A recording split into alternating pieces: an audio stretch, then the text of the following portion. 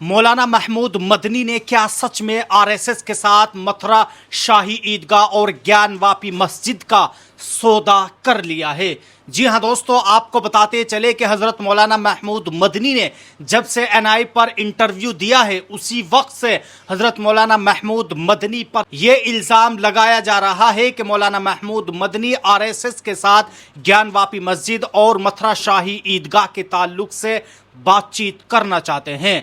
आखिरकार इस खबर की क्या सच्चाई है, आइए उसे देखते हैं।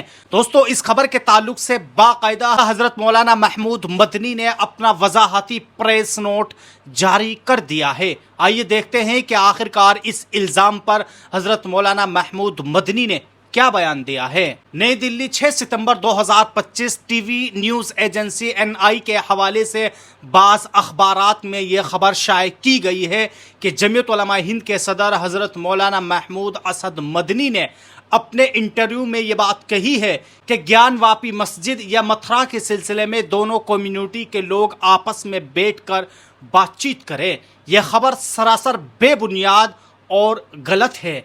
मौलाना मदनी ने अपने पूरे इंटरव्यू में ना तो ऐसा कोई बयान दिया है और ना ही इस ताल्लुक से कोई सवाल या जवाब आया है। मौलाना मदनी ने दौरान इंटरव्यू एक सवाल में जवाब में आरएसएस सरबरा मोहन भागवत जी की तरफ से दो कम्युनिटी के माबेन अच्छे और खुशगवार ताल्लुक और बाहिमी रिश्ते को मजबूत करने के लिए डायलॉग से मुतालिक किसी भी पेशरफ्त की तहसीन की है।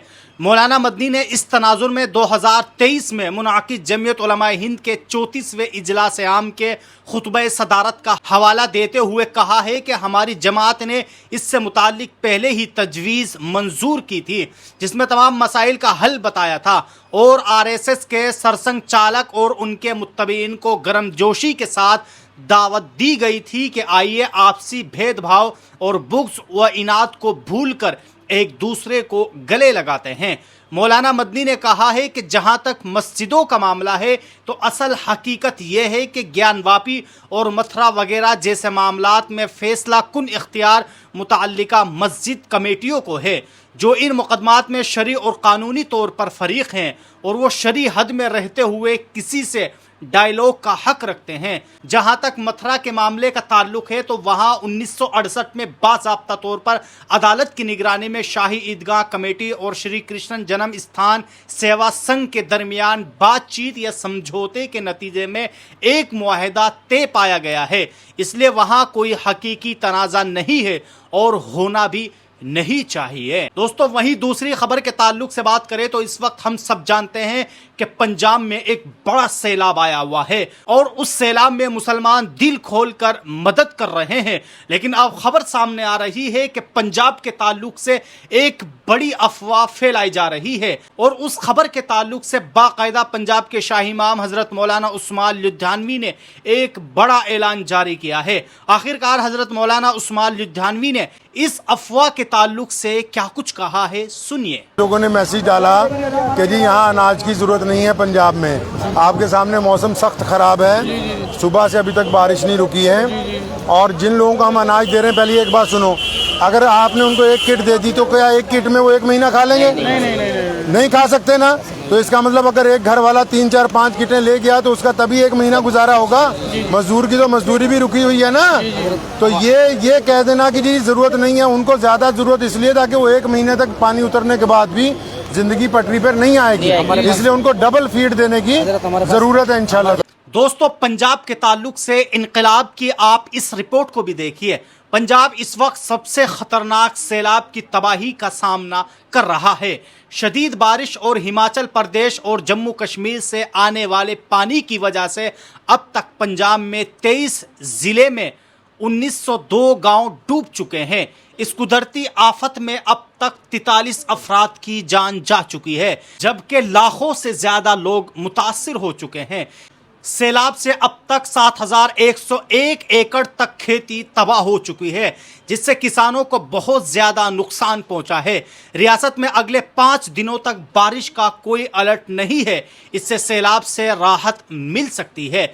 सबसे ज्यादा जिला गुरदासपुर इस सैलाब में मुतासिर हुआ, जहां सैलाब से 324 गांव मुतासिर हो चुके हैं। इसके अलावा अमृतसर में 135 गांव और होशियारपुर में 119 गांव, कपूरथियाला में 115 गांव, फिरोजपुर में 72 और फाजिलका में 72 गांव में भारी तबाही हो चुकी है। सैलाब ने बरनाला, मानसा, पटियाला और जालंधर जैसे जिलों में खेतियों, मकानात और बुनियादी ढांचे को भी नुकसान पहुंचाया है। राजस्थान के अजमेर में भी जुमरात की रात शदीद बारिश के बाद बैराज तालाब की दीवार गिर गई, जिसकी वजह से 1000 से ज्यादा मकानात में अचानक सैलाब आ गया। लोगों ने छतों पर जाकर जान बचाई। पानी का बहाव इतना तेज था कि कई गाड़ियां बह गई, घरों को नुकसान पहुंचा। लोगों को निकालने के लिए रात गए तक रेस्क्यू ऑपरेशन जारी रहा। गुज़िश्ता रोज कश्मीर में बारिश और लैंडस्लाइडिंग की वजह से जम्मू, श्रीनगर, कौमी